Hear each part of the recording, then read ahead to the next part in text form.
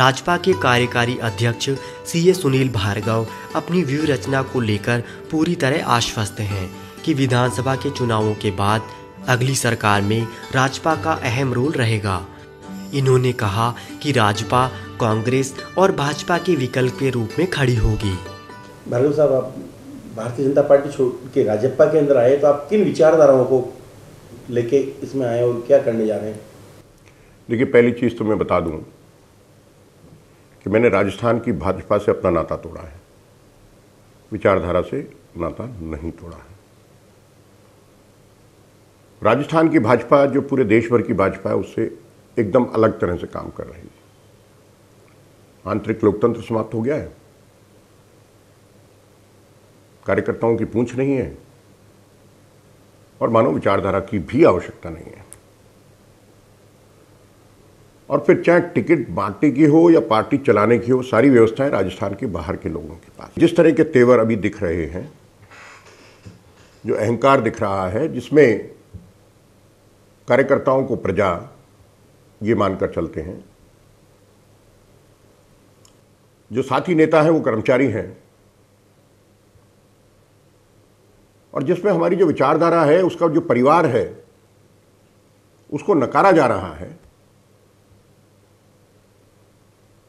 तो मुझे लगा कि शायद आने वाला समय जिस ध्येय के लिए हमने 40 वर्ष दिए, उस ध्येय को, उस कार्यकर्ता की रक्षा ये करने का समय है। और इसलिए मैंने भाजपा जो है वो छोड़ दी। मेरे 40 वर्षों के मित्र हैं और विचारधारा के बहुत पक्के सिपाही हैं, डॉक्टर किरोड़ी लाल मीणा। उन्होंने मुझे कहा कि मैं आऊं और पार्टी संभालूं और पार्टी का व्यापकता से विस्तार हो। मैंने इसे एक मिशन के रूप में, एक चैलेंज के रूप में स्वीकार किया है और हम कोशिश ये कर रहे हैं कि राजस्थान में राजपा जो है भाजपा का विकल्प बने। राजस्थान में जिस तरह से दोनों पार्टियों ने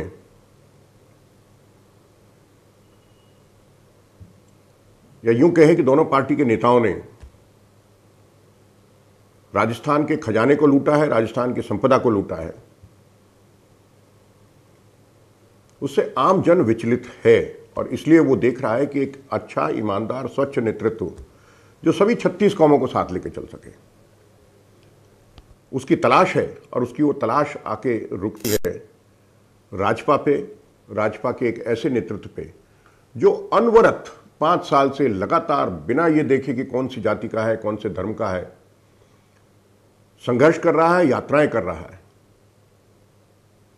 ये जो मौसमी यात्राएं हैं 3-3 महीने की, चाहे अशोक गहलोत कर रहे हों या वसुंधरा ने की हो, ये दोनों यात्राएं एक तरह से एक दूसरे का सर नीचा करने के लिए, एक दूसरे पर आरोप प्रत्यारोप लगाने के लिए, एक दूसरे को भ्रष्टाचारी और महाभ्रष्टाचारी साबित करने के लिए, ये यात्राएं पूरी इसी पर रही हैं। संदेश यात्रा तो आखिरी में आते आते उद्घाटन और शिलान्यासों पे टिक गई और स्वराज संदेश यात्रा का हश्र ये रहा कि लोग आज भी पूछ रहे हैं कि भाई स्वराज क्या है।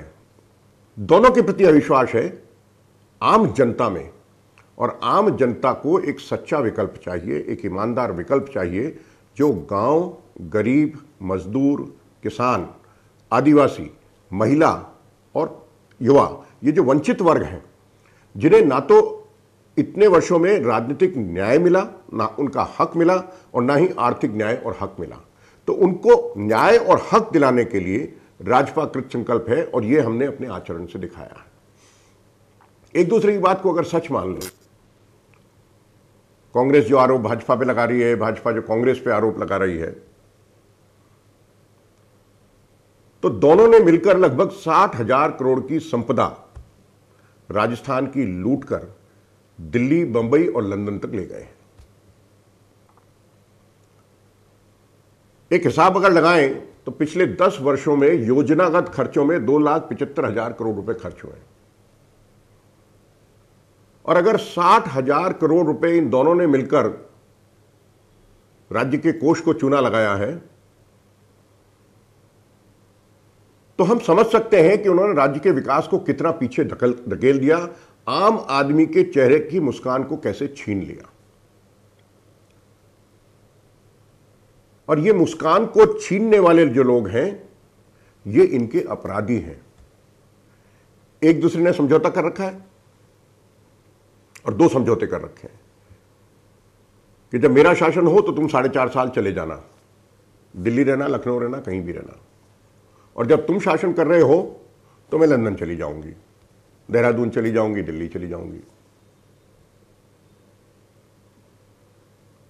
अब ये जो परिस्थिति बनी है, इसमें एक समझौता और हुआ कि ना तू मेरी जांच कराना, मैं तेरी कराऊंगी। और जब जांच नहीं होगी और केवल आखिर के 3 महीनों में एक दूसरे के आरोप लगाएंगे, मेरी चुनरी दागी है, तेरा कुर्ता दागी है,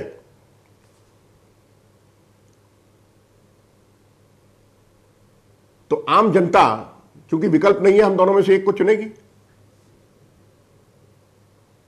लेकिन नहीं, राज्यपाल ने फैसला किया है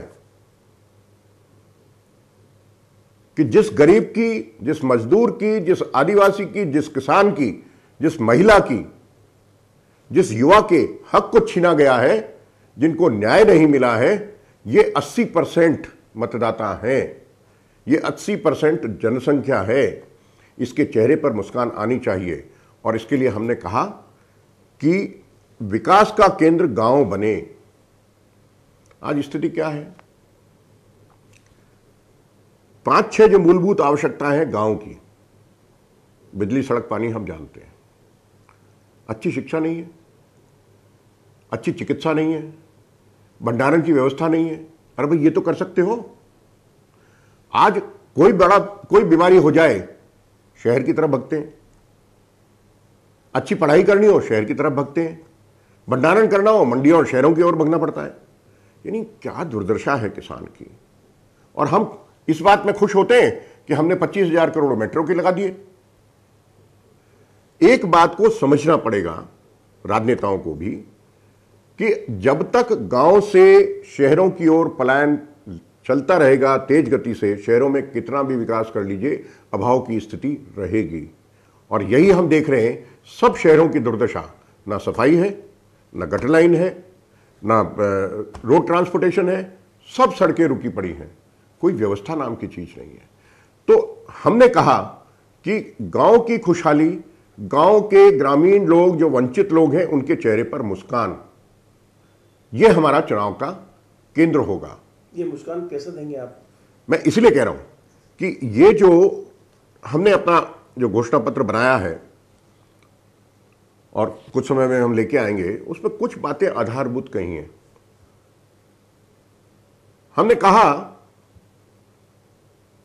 कि अच्छी शिक्षा के केंद्र केवल शहरों में क्यों हो, गांव में क्यों नहीं हो। हमने कहा कि चिकित्सा की जो व्यवस्था चाहिए 5 स्तर पर, उसको मजबूत करें। अभी तो है ही नहीं, जिले में भी अच्छा अस्पताल नहीं है, तो जहां पंचायत हेडक्वार्टर है वहां भी अस्पताल नहीं है, और भंडारण की तो व्यवस्था ही नहीं है। तो हमने कहा कि हम सरकार के खर्चे पर, ये 50,000 करोड़ का विशेष फंड बनाकर सरकार के खर्चे पर ये तीनों व्यवस्थाएं करेंगे। भंडार जो होंगे वो हर पंचायत पे होंगे और उससे नीचे के ग्राम केंद्रों पर भी होंगे। वहां अपनी फसल लाइए, रख दीजिए, क्योंकि उस समय भाव कम होता है जब फसल होती है। 80% उस समय जो बाजार भाव है उसका ले जाइए, और 3 महीने, 4 महीने, 5 महीने में जब आपको लगता है कि उचित मूल्य मिल रहा है, तब वो मूल्य दे दीजिए और अपना माल ले जाकर बाजार में बेचिए और नफा कमाइए। हम ऐसी अनेक योजनाएं ला रहे हैं जिससे उनके चेहरे पर मुस्कान आए। हम ये भी कोशिश कर रहे हैं कि उद्योग जो है वो शहरों में लगे ही ना। जहां पर मजदूर है, जहां पर काश्तकार है, वहां पर लगाइए जहां की रोजगार बढ़े, और वहां रोजगार बढ़ेगा तो वहां समृद्धि भी बढ़ेगी, और वहीं पर माल भी उपलब्ध होगा, उत्पादन भी होगा, और इस तरह से गांव के लोगों के चेहरे पर मुस्कान भी आएगी। तो सर, ये जो आप कितनी सीटों पे अपने प्रत्याशी को चुनाव लड़ने जा रहे हैं राजस्थान के अंदर 200 में से? देखिए, हम 150 सीटों पर चुनाव लड़ेंगे। हमारी बातचीत अनेक दलों से चल रही है। बाकी के 50 सीट हम समझौते से लड़ेंगे। जनता दल यू से बातचीत चल रही है, आपसे बातचीत चल रही है, वामपंथी दलों से भी बातचीत चल रही है, और हमने एक बात बहुत स्पष्ट की है कि हम गैर भाजपा, गैर कांग्रेस, ये जो मत हैं, ये जो हमेशा से लगभग 35 से 40% रहे हैं, इन मतों का ध्रुवीकरण करेंगे, इनको बंटने नहीं देंगे। और ये जब बटेंगे नहीं और गांव, किसान, मजदूर एक होगा, आदिवासी अपने हक के लिए खड़ा होगा, तो निश्चित रूप से इन सरकारों की, इन नेताओं की हालत देखने लायक होगी। तो अब तक इन पार्टियों से जो टूटे हुए आदमियों के आपसे कितना संपर्क किया गया कांग्रेस, बीजेपी? देखिए, अब ये हमारी स्ट्रैटेजी का पार्ट है और इसलिए हम नाम तो नहीं बताएंगे, लेकिन शायद अनेक लोगों को पता है कि आज भी भाजपा कांग्रेस के 8 सिटिंग एमएलएस और 30 से अधिक पूर्व एमएलए ये हमारे संपर्क में हैं, और हमने बहुत स्पष्ट घोषणाएं की हैं कि हम राजस्थान को भ्रष्टाचारियों से मुक्त कराएंगे। इसलिए आप एमएलए, पूर्व एमएलए होंगे, लेकिन जब तक छवि स्वच्छ नहीं है, हम उम्मीदवार नहीं बनाएंगे। तो हमने कहा कि भ्रष्टाचारियों से मुक्त राजस्थान, भय, भूख और दुराचार से मुक्त राजस्थान, सुखी, समृद्ध और स्वाभिमान वाला राजस्थान। हम नहीं चाहते कि राजस्थान की सत्ता राजस्थान के बाहर जाए, दिल्ली के या लंदन में बैठे लोगों के इशारे पर सत्ता चले, ये हम नहीं चाहते हैं। जिनका दिल राजस्थान का है, जिनका दिल राजस्थान के लिए धड़कता है, जो राजस्थान के स्वाभिमान के लिए लड़ सकते हैं। आज क्या कारण है कि जितनी योजनाएं आ रही हैं, जितनी विशेष सहायताएं केंद्र की जा रही हैं, वो आंध्र प्रदेश जाती हैं, बिहार जाती हैं, उत्तर प्रदेश जाती हैं, उड़ीसा जाती है, राजस्थान को नहीं आती हैं। महबूब साहब, ये प्रदेश की जनता को क्या कहना चाहेंगे आप अपने संदेश में, अपने मैसेज में? मैं तो एक ही बात कहूंगा, भ्रष्टाचारियों को भगाओ, ईमानदार लोगों के हाथ में एक बार शासन सौंपो, ताकि राज्य की काया पलट हो, राज्य विकसित हो और राज्य का स्वाभिमान आम जनता के चेहरे पर मुस्कान आ सके।